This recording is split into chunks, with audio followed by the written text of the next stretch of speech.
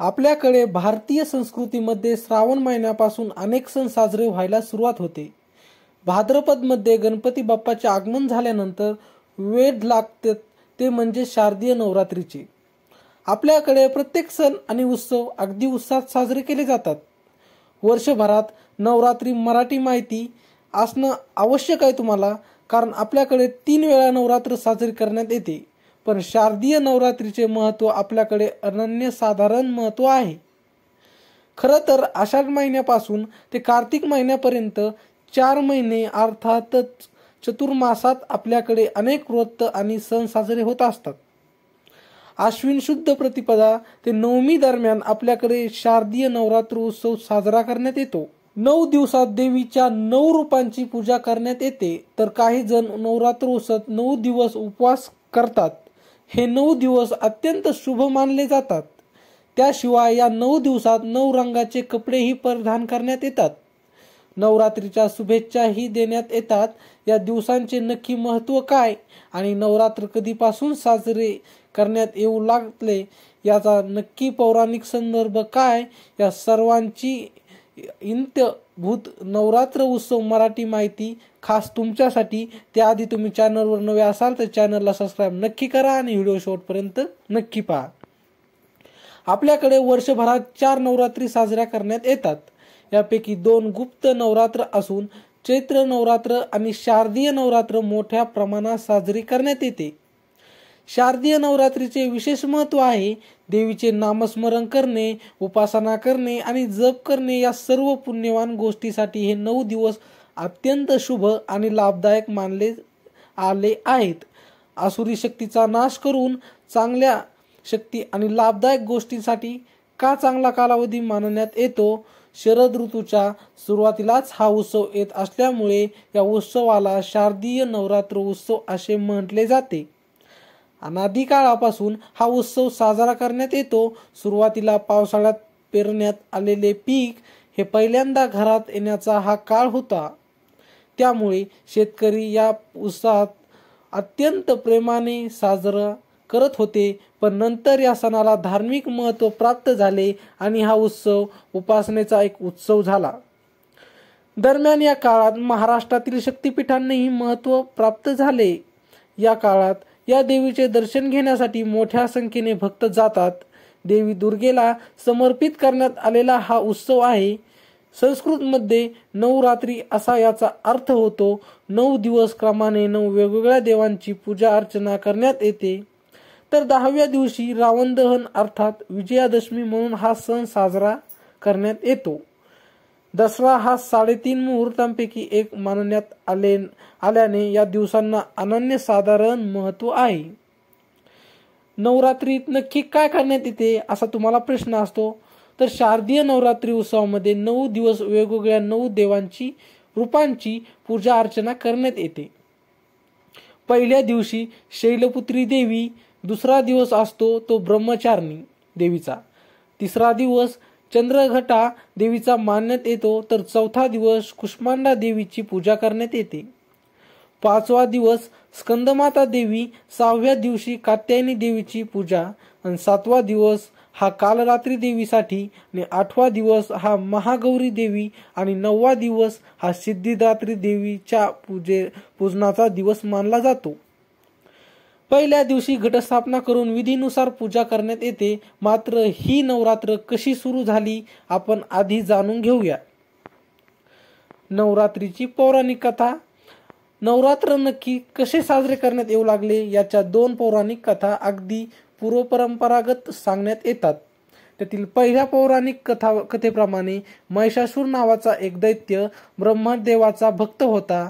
त्याने ब्रह्मदेवांना प्रसन्न करून त्यांच्याकडून वरदान मागून घेतले आणि पृथ्वीवर राहणारा कोणताही मानव अथवा देव अथवा दानव यापैकी कोणीही आपल्याला मारू शकणार नाही असे वरदान त्याला ब्रह्मदेवाने दिले.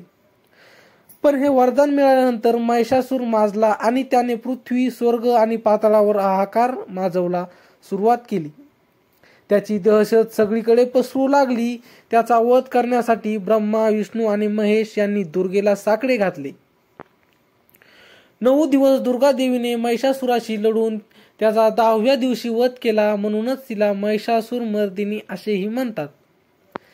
त्यानंतरच वाईट कृत्यावर चांगल्याचा विजय म्हणून विजयादशमी साजरी करण्यात येते. 9 दिवस देवीने दिलेला लढा आणि वाईट गोष्टींशी लढा देण्यासाठीच नवरात्र उत्सव साजरा करण्याची परंपरा सुरू झाली असे पुराणात सांगितले जाते. तर दुसऱ्या पौराणिक कथेनुसार श्रीराम यांनी लंकेवर आक्रमण करण्यापूर्वी आणि आपल्याला रावणावर विजय मिळवता यावा यासाठी भगवती देवीची आराधना केली होती. 9 दिवस देवीची पूजा, आराधना आणि नामस्मरण करून देवीला प्रसन्न करून घेतले होते. त्यानंतर देवीने लंका विजयाचा आशीर्वाद दिला असे सांगण्यात येते. तर 10व्या दिवशी रामाने रावणाचा वध करून लंकेवर विजय प्राप्त केला. शारदीय नवरात्र उत्सव सहसा ऑक्टोबर महिन्यात येतो. आपल्या कुळाचाराप्रमाणे घरात घटस्थापना करण्यात येते. पहिल्या 3 दिवसात दुर्गेची पूजा करण्यात येते. ऊर्जा आणि शक्तीची देवता म्हणून दुर्गेची पूजा या दिवसांमध्ये करण्यात येते.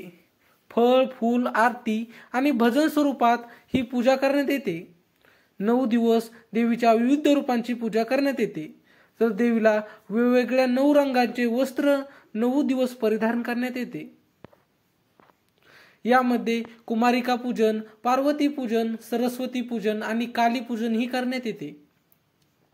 पहिल्याच दिवशी एका टोपलीत माती घेऊन त्यात 9 प्रकारचे धान्य पुरण्यात येते. 10 दिवस घटाच्या बाजूला हे ठेवण्यात येते. टोपलीच्या मधोमध मातीचा घट ठेवण्यात येतो आणि त्याचीही पूजा करण्यात येते. प्रत्येक दिवशी या घटावर एक माळ चढवण्यात येते. पूजेमध्ये 5 प्रकारची फळे असतात आणि ही माळ रोज 9 दिवस वेगवेगळी चढवली जाते. तर सकाळी संध्याकाळी धूप, दीप, आरती आणि देवीला नैवेद्य दाखवून देवीची पूजा करण्यात येते. हा दिवस सतत या घटाजवळ दिवा तेवत ठेवला जातो. कुमारिकांमध्ये दुर्गेचे रूप असते असे मानण्यात येते. 9 कुमारिकांचे त्यांचे पाय धुवून आणि त्यांच्या आवडीचे जेवण करून पूजन करण्यात येते. तर त्यांना भेटवस्तूही दिल्या जातात. अनेक ठिकाणी अष्टमीच्या दिवशी होम हवन करण्यात येतो. कोणतेही नजर असेल अथवा वास्तूमध्ये कोणताही त्रास असेल तर होम हवन करून सर्व गोष्टी पवित्र करण्यासाठी पूजा करण्यात येते. तर 9 दिवस भोंडला खेळून देवीचा जागरही केला जातो. दरम्यान काही ठिकाणी आरती झाल्यानंतर घागर फुंकणे हा विशेष कार्यक्रमही असतो. अष्टमीला हा कार्यक्रम योजला जातो. ही घागर त्यामध्ये उदाच्या धुपाने भरली जाते आणि 5 वेळा फुंकली जाते. त्यामुळे श्वसन मार्ग सुद्धा होतो असे समजण्यात येते. देवीची ओटी. नवरात्र उत्सवात देवीची ओटी भरणे हा देखील एक महत्वाचा भाग असतो. पण देवीची ओटी भरणे म्हणजे नक्की काय आहे आजकाल अनेक जणांना माहीत नसते. नवरात्रीच्या माहितीसह ही देखील माहिती जाणून घ्या. देवीला या 9 दिवसांमध्ये सुती अथवा रेशमी साडी अर्पण करायची असते. या धाग्यांमध्ये देवीकडून येणाऱ्या सात्विक लहरी ग्रहण करण्याची क्षमता इतर धाग्यांपेक्षा अधिक असते, म्हणून ही प्रथा आहे. त्यामुळेच या दिवसात साडी नेण्यालाही प्राधान्य देण्यात येते. दोन्ही हाताच्या ओंजळीमध्ये ही साडी, त्यावर खण आणि नारळ ठेवून हाताची ओंजळ छातीच्या दिशेने असेल अशी ओटी भरावी. नारळाची शेंडी ही देवीच्या दिशेने राहील याची काळजी घ्या. देवीकडून आपल्या अधिक उत्साह मिळावा आणि आपली उन्नती व्हावी यासाठी या काळात देवीची ओटी भरून तिची प्रार्थना करण्यात येते. तांदूळ हे सर्वसमावेक असतात. चैतन्य आणि चांगल्या लहरी शरीरापर्यंत पोहोचण्याचे काम करतात. म्हणूनच ओटीमध्ये तांदळाचाही समावेश करण्यात येतो. नवरात्री महत्व आणि नवरात्री माहितीसाठी तुम्हाला सगळ्यांना आम्ही दिली आहे. ही माहिती आवडली असेल तर तुम्ही नक्की लाईक करा, चॅनलला सबस्क्राईब करा आणि कमेंटमध्ये कोणत्याही एका देवीचे नाव नक्की लिहा. आणि असेच आमचे नवनवीन व्हिडिओ पाहण्यासाठी चॅनलला सबस्क्राईब नक्की करा. आमच्याकडून तुम्हा सर्वांना नवरात्री उत्सवाच्या हार्दिक शुभेच्छा. धन्यवाद.